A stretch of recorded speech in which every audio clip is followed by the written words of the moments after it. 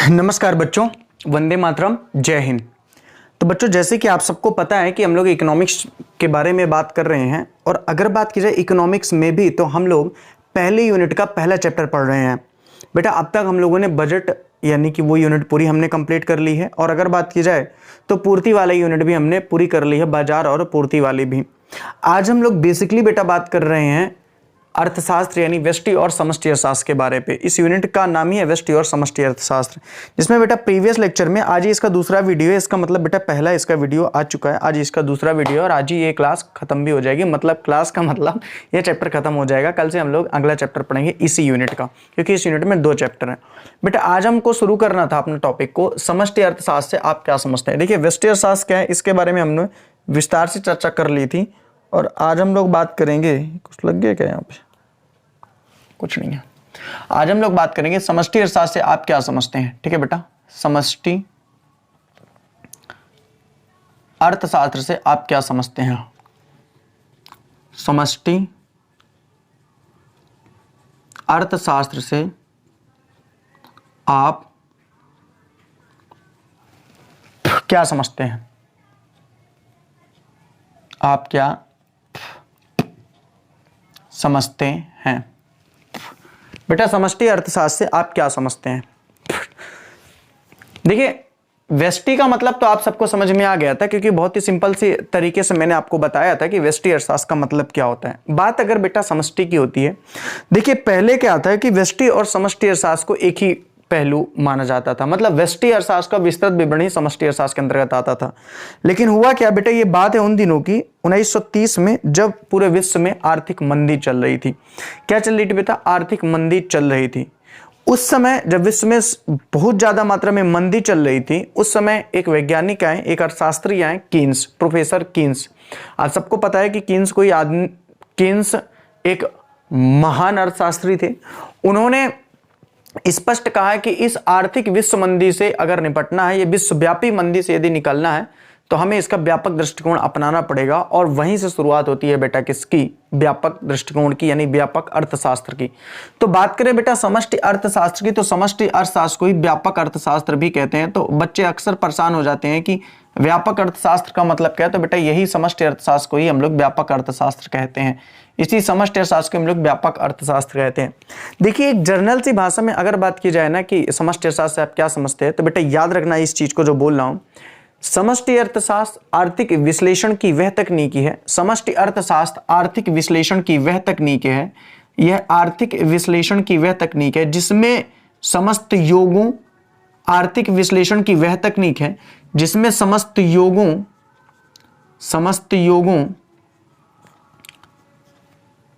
औसतों,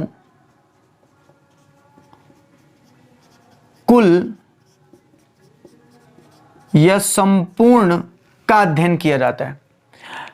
अर्थव्यवस्था में आर्थिक विश्लेषण की वह तकनीकी जहां पे अर्थव्यवस्था में संपूर्ण कुल औसतों एवं योगों का अध्ययन किया जाता है, उसे ही बेटा हम लोग क्या कहते हैं? अर्थशास्त्र या व्यापक अर्थशास्त्र या समष्टि अर्थशास्त्र कहते हैं। मतलब अध्ययन की वह इकाई जहां पे छोटी छोटी इकाइयों का अध्ययन न करके बल्कि संपूर्ण वृहत अध्ययन किया जाए, उसे ही हम लोग कहते हैं वृहत अर्थशास्त्र, व्यापक अर्थशास्त्र या समष्टि अर्थशास्त्र।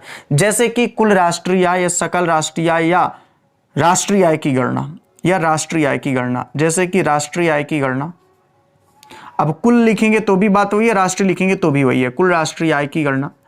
जैसे कि कुल रोजगार की गणना, कुल रोजगार की गणना, कुल रोजगार की गणना। जैसे कि कुल उत्पादन, कुल उत्पादन।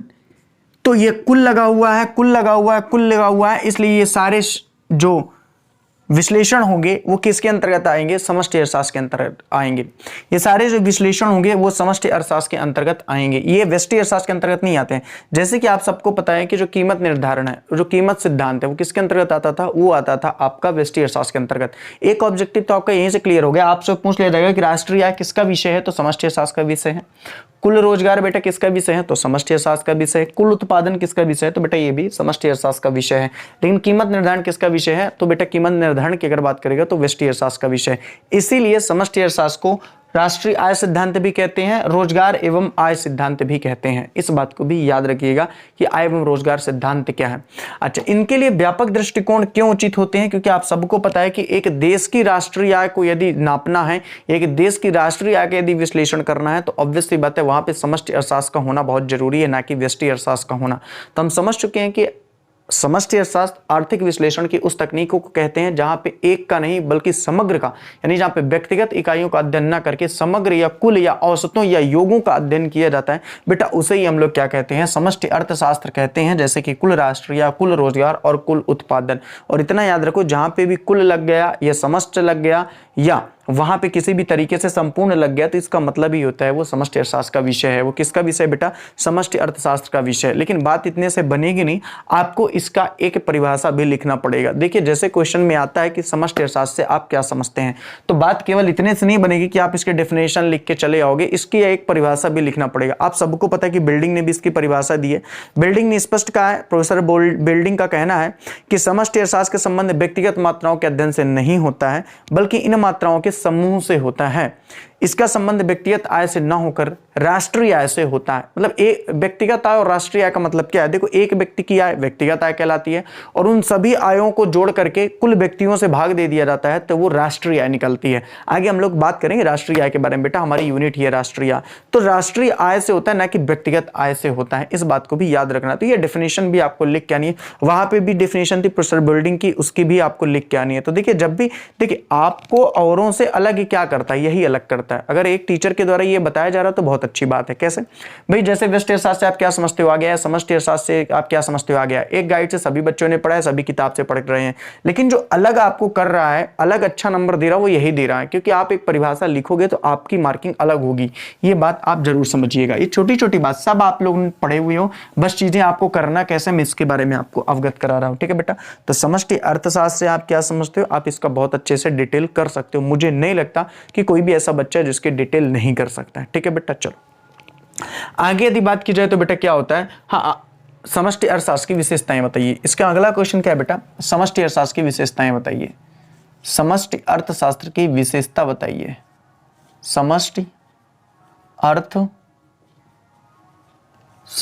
की विशेषताएं बताइए। विशेषता बताओ। समष्टि अर्थशास्त्र की विशेषता बताओ। बहुत अच्छा क्वेश्चन है। समष्टि अर्थशास्त्र की विशेषता बताओ। पहला है व्यापक दृष्टिकोण। उत्तर में पहला है व्यापक दृष्टिकोण। व्यापक दृष्टिकोण, व्यापक दृष्टिकोण, व्यापक दृष्टिकोण।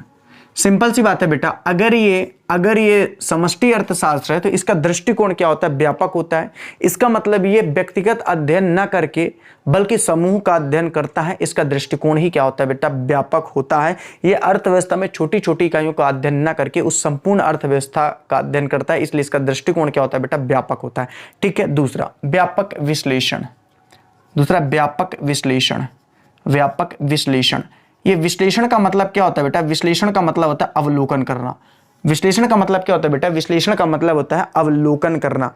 सरकार के द्वारा जो भी पैसा खर्चा करना होता है या सरकार के द्वारा जो भी नीतियां बनाई जाती हैं उनका पैसा कैसे खर्चा करना होता है, इन सभी बातों का वो व्यापक तौर पर विश्लेषण करता है। यानी सरकार के पैसे को व्यष्टि अर्थशास्त्र के अंतर्गत अध्ययन नहीं किया जाएगा, वो किसके अंतर्गत विश्लेषण किया जाएगा? उसका समष्टि अर्थशास्त्र के अंतर्गत किया जाएगा कि वह पैसा से एक व्यक्ति को क्या लाभ हो रहा है ये मैटर नहीं करता, जनता को इससे क्या लाभ होगा ये मैटर करता है। इसलिए यह व्यापक विश्लेषण है। सर नहीं समझ आया। जैसे कि सपोज है सरकार के राजकोषीय पैसा है, अब सरकार का उस राजकोषीय पैसे को सरकार को खर्चा करना है, तो सरकार यह आधार बनाती है कि एक व्यक्ति को लाभ हो या ना हो मैटर नहीं करता, उस समूह को लाभ हो रहा है कि नहीं हो रहा है ये मैटर करता है। अब जैसे सरकार ने कोई स्कीम निकाल दी कि भाई बचत करो, तो आपको पता है बचत करना एक व्यक्ति के लिए तो लाभदायक हो सकता है, लेकिन अगर सभी लोग बचत करने लगेंगे तो अर्थव्यवस्था में मंदी की समस्या आ जाएगी, बेरोजगारी उत्पन्न हो जाएगी, वस्तु का उत्पादन ही नहीं किया जाएगा। तो कहने का मतलब है कि व्यापक विश्लेषण, अगर अर्थव्यवस्था में व्यापक विश्लेषण की आवश्यकता पड़ती है तो सिंपल सी बात है फिर वहां पे व्यष्टि को आप नहीं लागू कर सकते हो। जैसे बचत की बात करो, अब मान लो बचत के बारे में सरकार को कोई नियम बनाना है या कुछ ऐसा बोलना है, तो वहां पे व्यष्टि अर्थशास्त्र का नियम कैसे फॉलो कर सकते हो? क्योंकि व्यष्टि अर्थशास्त्र लगाओगे तो आप क्या बोलोगे, प्रत्येक व्यक्ति को बचत करना चाहिए, क्योंकि व्यष्टि है, छोटे भागों में यही होता है कि भाई व्यक्तिगत लोगों को बचत करना चाहिए। लेकिन अगर आप ऐसा कर देते हो तो अर्थव्यवस्था में मंदी की समस्या उत्पन्न हो जाएगी। भाई अगर आप बचत करोगे, पैसा खर्चा नहीं करोगे, वस्तुओं का उत्पादन ही नहीं होगा, तो वस्तुओं का उत्पादन करने वाले बेरोजगार बैठेंगे, तो भाई सिंपल सी बात है, गलत होगा। तो ऐसी दशा में जब भी नियम कानून बनाए जाते हैं तो एक व्यक्ति विशेष को ध्यान पर न रख करके समूह में किए जाते हैं। तो जब भी कोई ऐसा नियम जिसमें व्यापक विश्लेषण की आवश्यकता होती है तो वहां पे व्यष्टि अर्थशास्त्र काम नहीं आता बेटा, वहां पे समष्टि अर्थशास्त्र काम आता है। तीसरा अगर बात की जाए बेटा तो आय एवं रोजगार सिद्धांत। देखिए ये तो बहुत सिंपल सा है, हमने आपको पहले ही बताया कि ये आय एवं रोजगार सिद्धांत पर आता है। जिस तरीके से वो कीमत निर्धारण सिद्धांत पर आधारित था, उसी तरीके से बेटा ये आय एवं रोजगार सिद्धांत पर आधारित है। किस पर आधारित है बेटा? ये आय एवं रोजगार सिद्धांत पर आधारित है। यानी कि यहाँ पे समस्त राष्ट्रीय आय और कुल रोजगार का अध्ययन किया जाता है। इसके अंतर्गत इसका मेन स्थान ही क्या होता है? कुल राष्ट्रीय आय और कुल रोजगार सिद्धांत।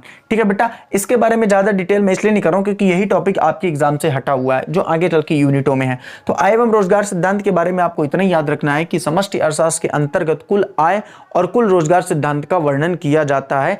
समष्टि अर्थशास्त्र के केंद्र बिंदु में ये दोनों ही शब्द होते हैं, केंद्र बिंदु ही होता है समस्त राष्ट्रीय आय और रोजगार। तो इसको याद रखिएगा। ठीक है बेटा, चौथी विशेषता अगर बात करेंगे इसकी, तो इसकी चौथी विशेषता होती है परस्पर निर्भरता। इसकी चौथी विशेषता होती है परस्पर निर्भरता। बहुत अच्छा है, परस्पर निर्भरता। देखिए एक बात याद रखिएगा, संपूर्ण अर्थव्यवस्था यानी समष्टि अर्थशास्त्र के जो आपस में विषय होते हैं, जैसे कि इसका आय विषय है और रोजगार विषय है। अब आय का मतलब आप सबको पता है, आय का मतलब आपका क्या? राष्ट्रीय आय से है, राष्ट्रीय आय से है। और रोजगार का मतलब कुल रोजगार से, रोजगार का मतलब कुल रोजगार से है। तो क्वेश्चन कहना ये चाहता है, ये प्रश्न का आंसर ये कहना चाहता है कि जो समष्टि अर्थशास्त्र है, इनके जो विषय हैं यानी कि राष्ट्रीय आय और कुल रोजगार, ये आपस में रिलेट होते हैं। ये आपस में क्या होता है? रिलेट होते हैं। यानी कि किसी एक चीज को अगर आप परिवर्तन करोगे तो दूसरा ऑलरेडी क्या हो जाएगा? परिवर्तन हो जाएगा। यानी कि समष्टि अर्थशास्त्र के विषयों में पारस्परिक क्या होती है? निर्भरता होती है, जबकि वहां ऐसी निर्भरता नहीं होती थी। लेकिन व्यष्टि अर्थशास्त्र में कैसे, मैं आपको पूरा प्रूफ करके बताऊंगा। तो समष्टि अर्थशास्त्र के जो विषय हैं यानी कि कुल राष्ट्रीय आय या सकल राष्ट्रीय आय या तो राष्ट्रीय और कुल रोजगार, इनमें आपस में परस्पर निर्भरता पाई जाती है। यानी एक को आप चेंज करोगे तो दूसरा ऑलरेडी चेंज हो जाएगा। सर कैसे? देखिए, अगर सपोज दैट कि सरकार ने क्या किया, रोजगार में कमी कर दी, जैसे कि इस टाइम पे रोजगार में कमी हो रही है यानी बेरोजगारी बढ़ रही है, तो ऑब्वियस सी बात है राष्ट्रीय आय अपने आप क्या होती जाएगी? कम होती जाएगी। होती जाएगी कि नहीं होती जाएगी? आप बोलोगे बिल्कुल होती जाएगी। लेकिन सरकार को यह तो लगता है कि राष्ट्रीय आय बढ़े, लेकिन रोजगार सरकार देना नहीं चाहती है, तो सिंपल सी बात है ये भी अपने आप क्या हो जाएगा? कम हो जाएगा। तो ये आपस में इंटर रिलेट हुए कि नहीं रिलेट हुए? बोले बिल्कुल रिलेट है। ये आपस में एक को कमी कर रहे हैं तो दूसरा ऑलरेडी अपने आप क्या हो रहा है? कम हो रहा है। इसलिए बोला कि समष्टि अर्थशास्त्र के विषयों में आपस में क्या होती है बेटा? निर्भरता होती है। किसी एक इकाई में परिवर्तन करने से दूसरी इकाई में अपने आप परिवर्तन हो जाता है। ये दो ही नहीं होते हैं, समष्टि अर्थशास्त्र एक व्यापक दृष्टिकोण है। जैसे कि मुद्रास्फीति हो गया, जैसे कि मुद्रा संकुचन हो गया, ये बहुत सारी चीजें आती हैं इसके अंतर्गत बेटा। ठीक है, बहुत सारी। ये तो मैं एक छोटा सा एग्जांपल लेके समझा रहा हूं क्योंकि आपको दो ही लाइन इसके बारे में लिखना है। बाकी मुद्रास्फीति, मुद्रा संकुचन, कुल रोजगार, सकल राष्ट्रीय आय, ये सारे मैटर किसके अंतर्गत अध्ययन किए जाते हैं? समष्टि अर्थशास्त्र के अंतर्गत किए जाते हैं। बिल्कुल बेटा, मुद्रास्फीति और मुद्रा संकुचन भी किसका विषय है? समष्टि अर्थशास्त्र का ही विषय है। अब आप मुद्रास्फीति और मुद्रा संकुचन के बारे में बखूबी जानते हैं, इसके बारे में ज्यादा डिटेल करने की आवश्यकता नहीं है।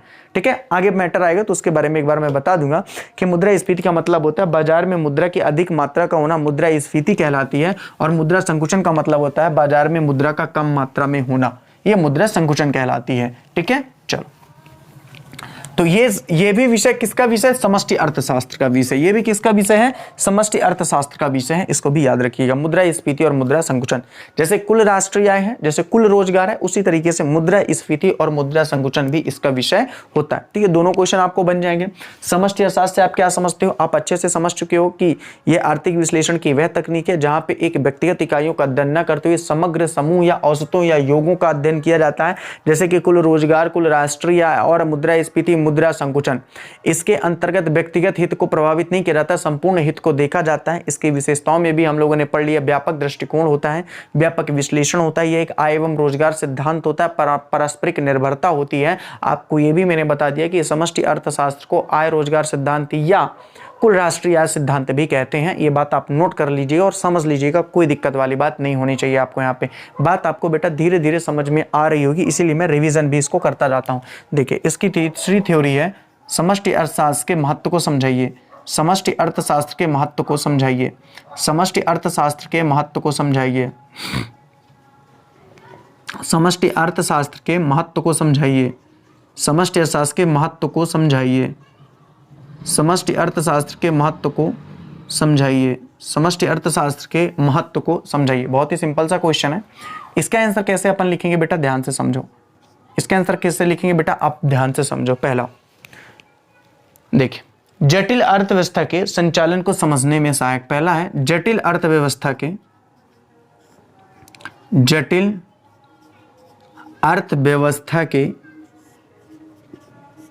संचालन में सहायक।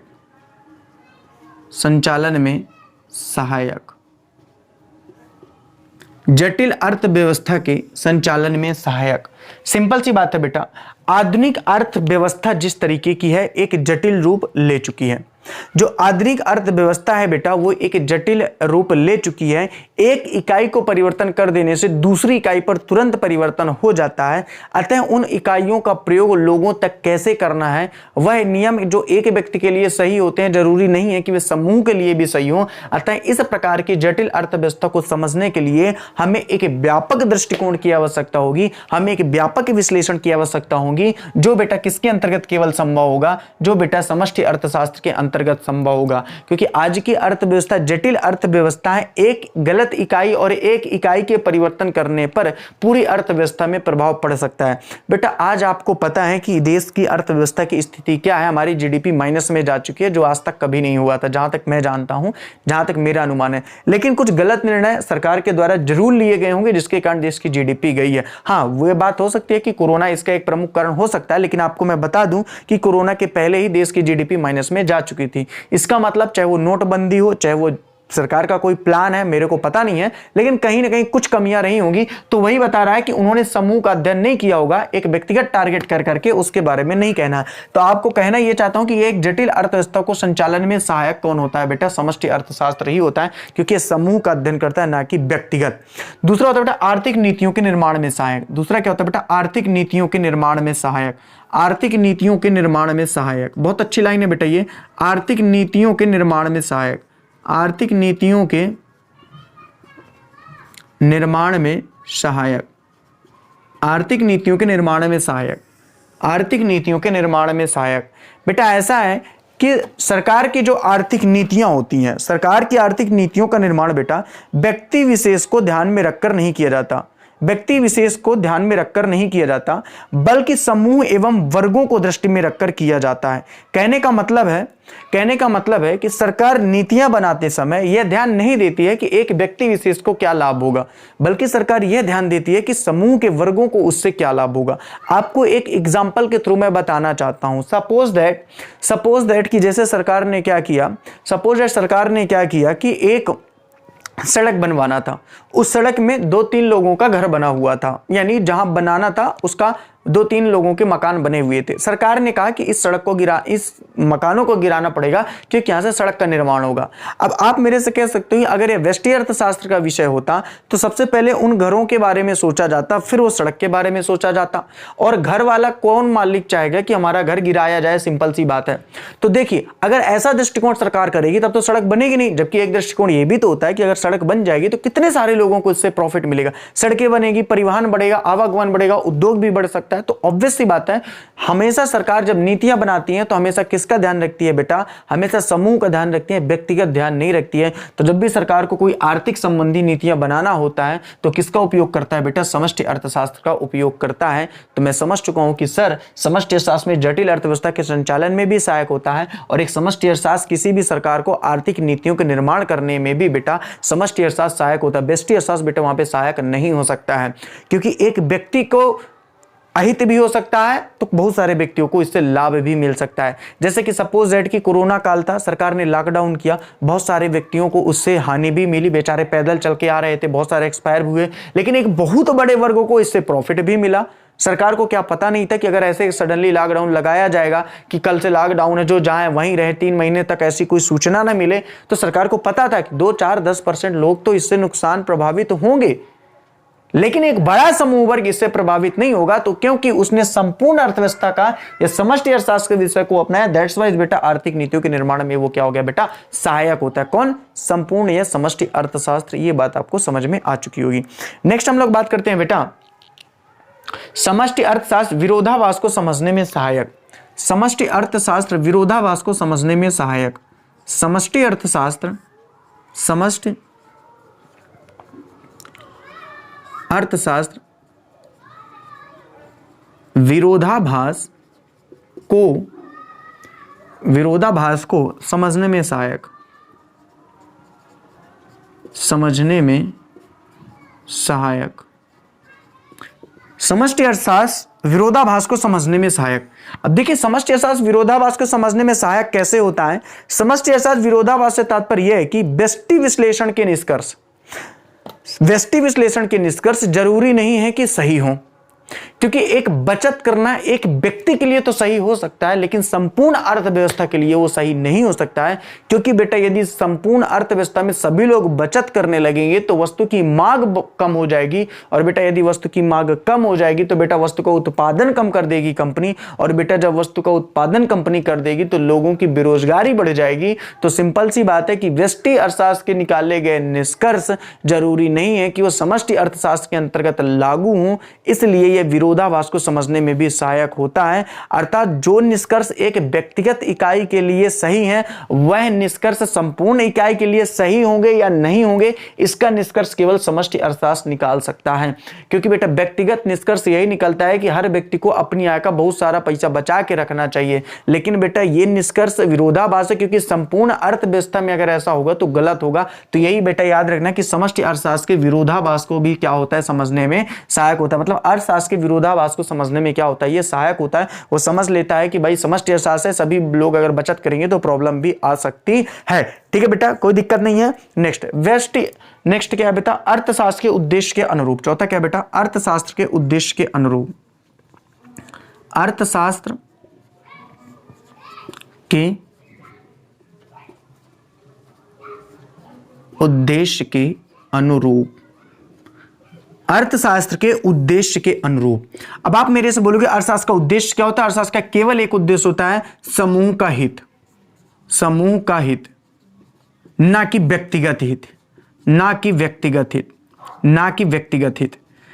अर्थशास्त्र का मेन उद्देश्य होता है कि ऐसी व्यवस्था को लाया जाए जिससे संपूर्ण समूह का हित हो, ना कि किसी एक पार्टिकुलर व्यक्ति को हित हो। तो सिंपल सी बात है, बात ही बेटा समूह की कर दी है। तो आप मेरे को बताओ कि अर्थशास्त्र के उद्देश्य का अनुरूप है कि नहीं है। यानी अर्थशास्त्र के यदि उद्देश्य को पूरा करना है तो किसका अध्ययन करना जरूरी होता है? बोले सर समष्टि अर्थशास्त्र का, क्योंकि अर्थशास्त्र का उद्देश्य ही होता है कि व्यक्तिगत कल्याण की व्याख्या ना करके समूह कल्याण की व्याख्या करना, और वो सारा काम कौन करता है बेटा? समष्टि अर्थशास्त्र के अंतर्गत होता है। बेटा व्यक्तिगत कल्याण व्यष्टि अर्थशास्त्र का विषय है, जबकि समूह का व्यक्तियों का कल्याण ये समष्टि अर्थशास्त्र का विषय है। तो सिंपल सी बात है, जबकि अर्थशास्त्र हमारा का उद्देश्य ही होता है समूह का कल्याण, तो बेटा जब इसका उद्देश्य समूह का कल्याण है तो समूह का कल्याण तो व्यष्टि अर्थशास्त्र के अंतर्गत आएगा नहीं। ऑब्वियस सी बात है, ये किसके अंतर्गत आएगा बेटा? ये आएगा समष्टि अर्थशास्त्र के अंतर्गत। बात बेटा आपको समझ में आ चुकी है। तो यही 4 पॉइंट आपको अच्छे से पढ़ने हैं। समष्टि अर्थशास्त्र के महत्व को समझाइए। तो समष्टि अर्थशास्त्र का अर्थ हो गया बेटा, हमने इसकी विशेषताओं के बारे में भी बात कर ली, इसके महत्वों के बारे में भी बात कर दी।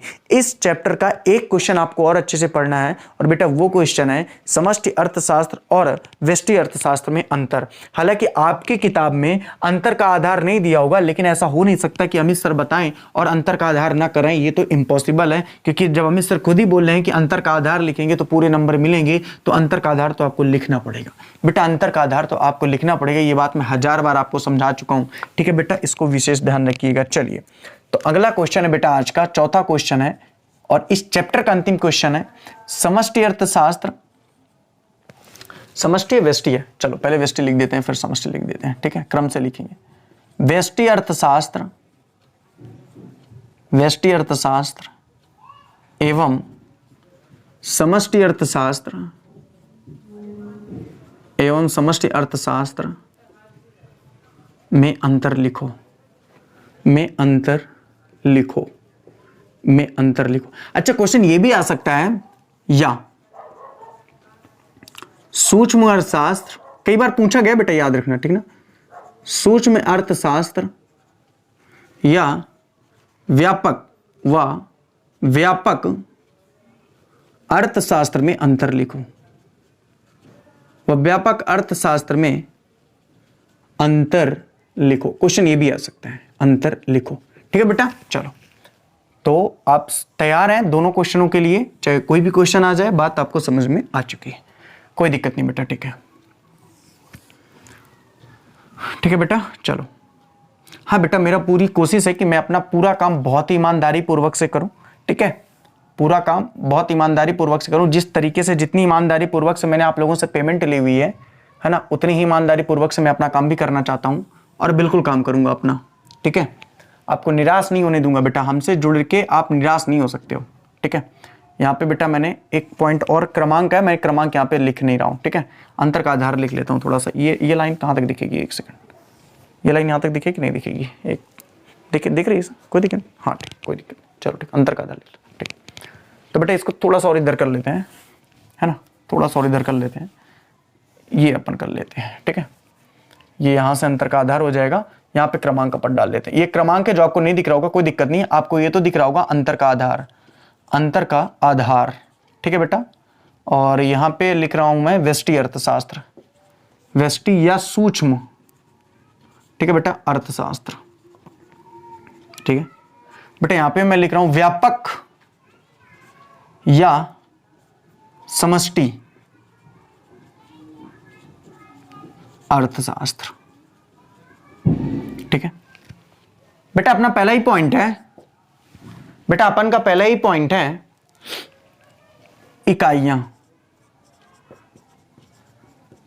तो सिंपल सी बात है बेटा, व्यष्टि अर्थशास्त्र व्यक्तिगत इकाइयों पर आधारित है, यह व्यक्तिगत इकाइयों पर आधारित है, जबकि यह समूह की इकाइयों पर आधारित है, जबकि यह बेटा समूह की इकाइयों पर आधारित है।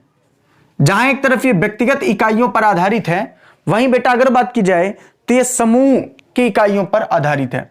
यह व्यक्तिगत इकाइयों पर आधारित है, यह समूह की इकाइयों पर आधारित है। पहला अंतर यह हो गया। दूसरा अंतर बेटा अगर बात की जाए तो क्या है, सिद्धांत। आप सबको पता है कि किस सिद्धांत पर है, कीमत निर्धारण सिद्धांत पर आधारित है, कीमत सिद्धांत। यह किस पर है बेटा, कीमत सिद्धांत। यह किस पर है बेटा, आय एवं रोजगार सिद्धांत। इसका मुख्य विषय क्या है इसके सिद्धांत का, आय एवं रोजगार सिद्धांत। ठीक है बेटा, आय एवं रोजगार सिद्धांत। ठीक है बेटा, आय एवं रोजगार सिद्धांत। तीसरा बेटा क्या है इसमें, नीतियां। नीतियां, इसमें नीतियों में बेटा क्या आएगा, सिंपल सी बात है, यह व्यक्तिगत संस्थाओं की नीतियों के निर्माण में सहायक है। यह बेटा व्यक्तिगत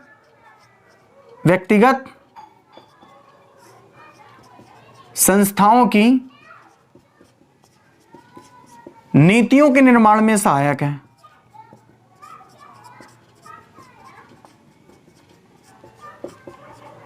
यह व्यक्तिगत संस्थाओं के नीतियों के निर्माण में सहायक है, जबकि समूह के संस्थाओं में की नीतियों के निर्माण में सहायक है, की नीतियों के निर्माण में सहायक है। राइटिंग पे मत जाना बेटा, थोड़ा सा चीजें मैं स्पीड पे लिख रहा हूं, चीजें आपको समझ में आ रही हैं, और ये अंतर आपको लिखना नहीं है, आपको समझना है, बाकी तो आपकी किताब में लिखा हुआ है। जैसे आपको समझना है अंतर का आधार कैसे लिखना है, इसको जरूर ध्यान दीजिए। ठीक ना, फिर क्या है, योग। योग, ये योग के टुकड़ों में बांटने का अध्ययन है। योग के टुकड़े, ये क्या है बेटा, इसके अंतर्गत आपको पता है योग को टुकड़े में तोड़ने की क्रिया को आधार माना जाता है। योग के टुकड़ों को तोड़ने की क्रिया का आधार माना जाता है, को तोड़ने की क्रिया का आधार माना जाता है, को तोड़ने की क्रिया को आधार माना जाता है, जबकि इसका उद्देश्य क्या होता है, योग होता है, समूह होता है, या कुल, यह क्रिया का आधार माना जाता है, क्रिया का आधार माना जाता है। माना जाता है। सिंपल सी बात है बेटा, कोई दिक्कत वाली बात नहीं है। ये चीजें आपको समझ में आ रही होंगी बेटा, ये चीजें आपको समझ में आ रही है। अब अगर बात की रही अध्ययन, पांचवा बेटा क्या है? अध्ययन। तो बेटा ये संपूर्ण अर्थव्यवस्था की, ये संपूर्ण अर्थव्यवस्था की एक छोटे भाग या छोटे अंश, आप समझ सकते हो, एक छोटे भाग या अंश का अध्ययन करता है, अंश का अध्ययन करता है। जबकि अगर बात की जाए बेटा इसके, तो ये संपूर्ण अर्थव्यवस्था का ही अध्ययन करता है, ये संपूर्ण अर्थव्यवस्था का अध्ययन करता है। एक बार बेटा आंख मूंद करके इसको पढ़ लो, याद हो जाएगा। व्यष्टि अर्थशास्त्र इकाइयां व्यक्तिगत इकाइयों पर आधारित है, समूह की इकाइयों पर आधारित है, कीमत निर्धारण सिद्धांत पर आधारित है, आय एवं रोजगार सिद्धांत पर आधारित है, व्यक्तिगत संस्थाओं की नीतियों के निर्माण में सहायक है, यह समूह की संस्थाओं के निर्माण में सहायक है, योग के टुकड़ों को तोड़ने की क्रिया को आधार माना जाता है, यह कुल योग को ही आधार मान लिया जाता है, संपूर्ण अर्थव्यवस्था के एक छोटे अंश की इकाइयों का अध्ययन किया जाता है, संपूर्ण अर्थव्यवस्था का अध्ययन किया जाता है। ईमानदारी से बताओ बेटा, याद हुआ कि नहीं हुआ? अंतर का आधार यही है, ये अंतर आप लिख लेना, इसको डिटेल से अच्छे से लिखना, जैसे आपको अपनी कॉपी में लिखना है, ये मत लिखना लिखोगे कि व्यष्टि अर्थशास्त्र के अंतर्गत व्यक्तिगत इकाइयों का ही अध्ययन किया जाता है। इसके अंतर्गत व्यापक अर्थशास्त्र के अंतर्गत केवल और केवल समूह की इकाइयों का अध्ययन किया जाता है, व्यक्तिगत इकाइयों का अध्ययन नहीं किया जाता। ये लिखोगे यहां पे डिटेल से, आप समझ पा रहे हो। मैं मेन पॉइंटों को यहां पे क्या कर दिया हूं बेटा, इंडिकेट कर दिया हूं। ठीक है बेटा, ईमानदारी से बता रहा हूं, आपको इस चैप्टर में इनसे ज्यादा एक भी क्वेश्चन नहीं पढ़ने हैं। हाँ, एक बार कभी कभार सीमाएं भी आ गई हैं, तो अगर आप ओवर पढ़ना चाहते हो तो इन दोनों की सीमाएं भी पढ़ सकते हो। ठीक है, मैं नहीं पढ़ाऊंगा। देखिए, मैं मोस्ट चीजें ही आपको यहां पे बता रहा हूं, मोस्टली जो आने के पूरे चांसेस हैं। ठीक है बेटा, और एक बात मैं बता दूं, देखो कुछ चैप्टर ऐसे हैं जिनको समझाना थोड़ा सा कठिन है, लेकिन ऐसा तो नहीं है कि मैं उनको छोड़ दूंगा, है ना, उनको भी मुझे पढ़ाना है, सिंपल सी बात है। अब जब मैंने आपको बोल दिया है कि मैं आपको पूरा इकोनॉमिक्स पढ़ाऊंगा, तो बेटा चैप्टर कठिन हो चाहे चैप्टर सरल हो, मुझे पढ़ाना तो पड़ेगा ही, ऑब्वियस सी बात है। जैसे मुद्रा का चैप्टर हो गया, बजट का हो गया, बचत का हो गया, इसके बाद वाला जो चैप्टर है वो भी अच्छा समझने लायक है, आगे के जो चैप्टर है वो भी अच्छे समझने लायक है, राष्ट्रीय आय वाला चैप्टर बहुत अच्छा समझने लायक, लेकिन ऐसा तो नहीं है ना, भुगतान संतुलन बहुत अच्छा समझने लायक, लेकिन ऐसा तो नहीं है कि जो चैप्टर समझने लायक नहीं है उसको हम पढ़े ना, तो जहां आपसे कुछ नहीं बनता वहां बहुत कुछ तो आपसे बन ही जाएगा। एक बार मेरे साथ रिवीजन जरूर कर लिया करो, आपकी बहुत सारी प्रॉब्लम सॉल्व हो जाएंगी। ठीक है बेटा, तो चलो ठीक है, आपको इतना ही इस चैप्टर में पढ़ना है। कल हम लोग इस चैप्टर का अगला पढ़ेंगे, यानी कि अगला चैप्टर, अगले चैप्टर का नाम है अर्थव्यवस्था में केंद्रीय समस्याएं। अर्थव्यवस्था में केंद्रीय समस्याएं बेटा, ये संडे तक ये यूनिट भी हम बहुत आराम से पढ़ के खत्म करेंगे। हालांकि देखते हैं, सीमाओं का अगर होता है तो एक वीडियो बना देंगे, उसमें कोई दिक्कत वाली बात नहीं आएगी। ठीक है बेटा, तो चलो ठीक है, बाय एंड गुड नाइट। आपकी रात्रि शुभ हो, और मैं आशा करता हूं कि आप बहुत अच्छे तरीके से अपने घरों पर पढ़ रहे होंगे। बेटा एक चीज मेरी समझ लो, मेरे पास पढ़ाने का बहुत अच्छा मैटर है, बहुत समय, लेकिन आपके पास उतना ही कम समय है, आपके पास उतना ही कम समय है। इसलिए आप अपना बाकी सब्जेक्ट रिपीट करते रहो। इकोनॉमिक्स अगर आपने नहीं पढ़ी है बेटा, तो आप इतना अगर पढ़ डालोगे तो गारंटी के साथ बोलूं 85 प्लस नंबर आएंगे। ठीक है, और अगर इससे एक्स्ट्रा आप पढ़ना चाहते हो तो आपके पास बुक है, आप उसको पढ़िए, इफरात पढ़िए, किसी ने रोका नहीं है। लेकिन अगर जितना पढ़ा रहा हूं इतना भी अगर आप रिपीट कर लेते हो तो बेटा पास होने वाला तो वो बंदा जो 4 नंबर पा सकता था यहाँ पे, वो केवल वीडियो देख करके 50-55 पा सकता है, कुछ ना पढ़े, वो केवल वीडियो भर देख लेगा तो इतना पा जाएगा, मैं गारंटी है, क्योंकि सारी चीज उसके दिमाग में चढ़ जाएंगी जो मैंने अभी तक पढ़ा रखी है। ठीक है बेटा, तो चलिए ठीक है, इन्हीं बातों के साथ आज की क्लास समाप्त करती हैं। आप सबका ये जो स्नेह है मेरे लिए बहुत वैल्यूएबल है, और आप सबकी दुआएं बहुत है हम पर। आई विश कि मैं भी आपकी विश को पूरा कर पा रहा हूँगा, और मेरी पूरी कोशिश है जितना मेरे से बेटा आता है, जो जो चीज़ें मैं आपको पढ़ा सकता हूँ, मैं पूरा तहे दिल से उसको पढ़ाने का प्रयास करता हूँ। फिर भी ऐसा नहीं है, इंसान हूँ, कमियाँ मेरे से भी हो सकती हैं। और एक बात मैं आपको बता दूँ ना, मैं कभी भी अपने आप को एक टीचर के रूप में नहीं देखता हूँ, मैं हमेशा आपको आपके एक स्टूडेंट की ही लाइफ को जीता हूँ। ठीक है, स्टूडेंट की लाइफ को ही जीता हूँ। कभी भी मैं ऐसा नहीं हूं कि मैं एक शिक्षक बनने का प्रयास करता हूं, मैं एक स्टूडेंट हूं। अरे शिक्षक तो अजय सर हैं, शिक्षक तो बड़े बड़े लोग होते हैं, शिक्षक हम नहीं होते हैं। ठीक है, आपका प्रेम है, स्नेह है, जो आपकी बातों को हम समझ के आपको समझा रहे हैं। ठीक है बेटा, तो चलिए ठीक है बेटा, हम लोग कल फिर मिलते हैं। Bye and good night, see you tomorrow.